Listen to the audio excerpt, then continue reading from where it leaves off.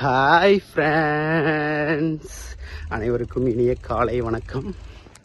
இன்று வெள்ளிக்கிழமை, பக்திமயமான நாள், பக்தி நாள். எல்லா நாளும் பக்தியாக இருக்கலாம், இன்றைக்கி கொஞ்சம் எக்ஸ்ட்ரா எல்லோரும் பக்தியாக இருப்போம் வெள்ளிக்கிழமைங்கிறனால. இன்றைக்கி ஒரு சின்ன 2 கதை. ஒரு ஊரில் அரசன் இருக்காப்புல, ஒரு பெரிய விழா ஏற்பாடு செய்கிறாப்புல, எல்லாம் நடந்துக்கிட்டு இருக்குது. அந்த விழாவுக்கு பார்த்திங்கன்னா எல்லாத்தையும் அழைச்சிருக்காப்புல. அப்போ ஒரு முனிவரையும் அழைக்கிறாப்புல. அந்த முனிவர் வந்திருக்காரு. அந்த ஏற்பாட்டில் வந்து ஏதோ அவருக்கு மனக்குறை ஏற்பட்டுருச்சு. பெரிய அளவில் அவர் மனசை பாதிச்சனால அவர் அரசனை பார்த்து என்ன சொல்கிறாருன்னா, நீ நாளை முதல் பன்றியாகி சாக்கடையில் திரிவா என்று சாப விட்டுட்டு கிளம்பிடுறாப்புல. இது அரசனுக்கு பெரிய இதாகி போச்சு, அப்படி அதிர்ச்சி ஆகி போச்சு. நம்ம ஒரு அரசன் இப்படி இருக்கோம், நம்ம போய் பண்ணியான்னு சாபம் விட்டாரே. நம்ம அப்போலாம் பார்த்தோம்னா முனிவரோட சாபம் பலிக்கும் இல்லைங்களா. அதனால் அந்த சூழ்நிலையில் இருக்கப்போ மகனை கூப்பிட்றாரு இளவரசரை கூப்பிட்டு, மகனே இந்த மாதிரி சூழ்நிலை, அப்போ அரசனாக இருந்துட்டேன், அரசனாக இருந்தோம், நாளைக்கு சாக்கடையில் பண்ணியா திரிகிறப்ப அது நல்லா இருக்காது, அதனால் என்னைய நாளைக்கு அந்த இடத்துல வெட்டிடு அப்படிங்கிறாப்புல. சொன்ன மாதிரியே மறுநாள் அரசர் பன்றியாகி சாக்கடைகிட்ட திருறாப்புல. அப்போ மகன் வெட்ட வராப்புல அப்பாவை. அப்போ அரசர் என்ன சொல்கிறாப்புல, மகனே கொஞ்சம் இரு, நான் 1 மாதம் இந்த பன்றியோட வாழ்க்கை எப்படி இருக்குன்னு பார்த்துக்கிறேன், அதுக்கப்புறம் இதே நாளில் என்னைய விட்டு அப்படின்னு சொல்கிறாப்புல. இந்த 1 மாத காலத்தில் என்ன பண்ணி இன்னொரு பெண் பன்றியை பார்த்து கல்யாணம் பண்ணி வாழ்க்கையை ஓட்டிக்கிட்டு இருக்காப்புல அரசர்.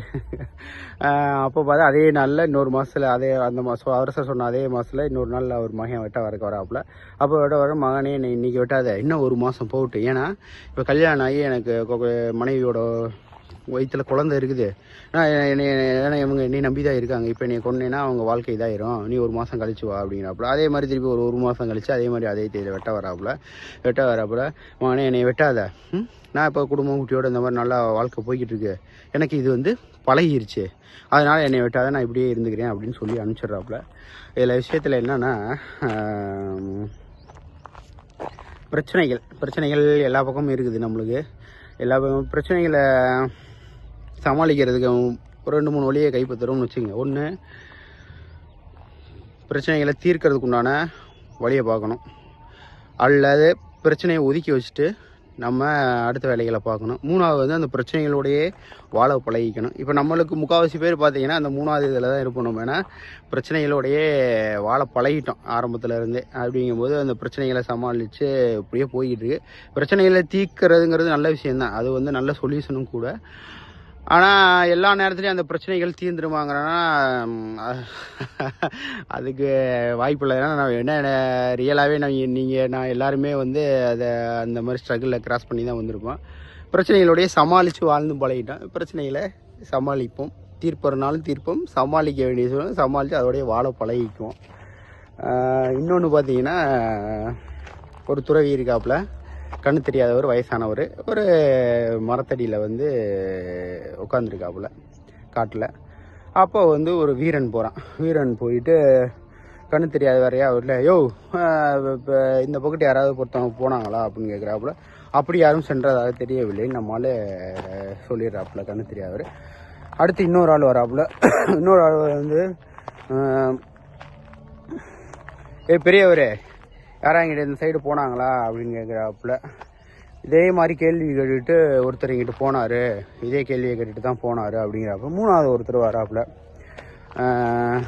ஐயா, தங்களை வணங்குகிறேன், இந்த பக்கம் யாராவது சென்றார்களா, தயவு செய்து கூறவும் என்று அப்படி கேட்குறாப்புல. அப்படி கேட்ட உடனே அந்த பெரியவர் என்ன சொல்கிறாருன்னா,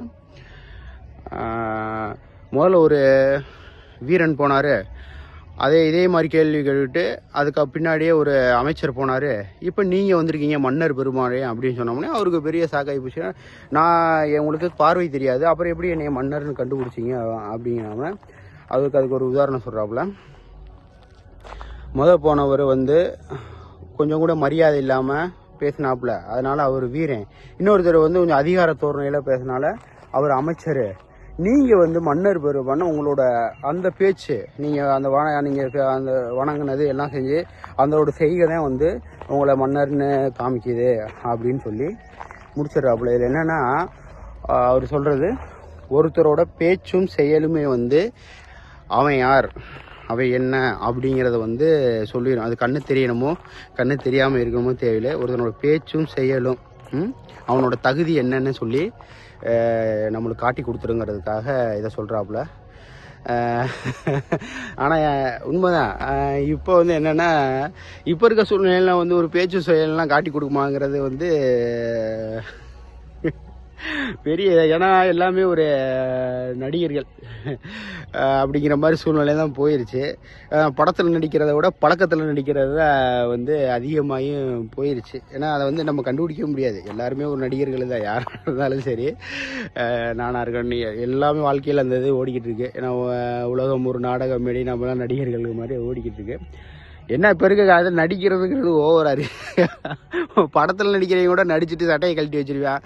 ஆனால் ரியல் லைஃப்பில் வந்து அப்படியே கண்டினியூட்டியாக நடித்தா ஹீரோவாக தொடர்ந்து நடிச்சுக்கிட்டு இருப்பேங்கிற மாதிரி போய்கிட்டு இருக்கு. அந்த மாதிரி நடிகர்கள் ஏராளம். ஓகே, அதாவது ஒரு செயலும் அவனோட இதுவுமே வந்து அவன் யார் என்னங்கிறத நம்மளுக்கு காட்டி கொடுத்துருங்கிறது தான் இந்த ஒரு இது. Happy morning.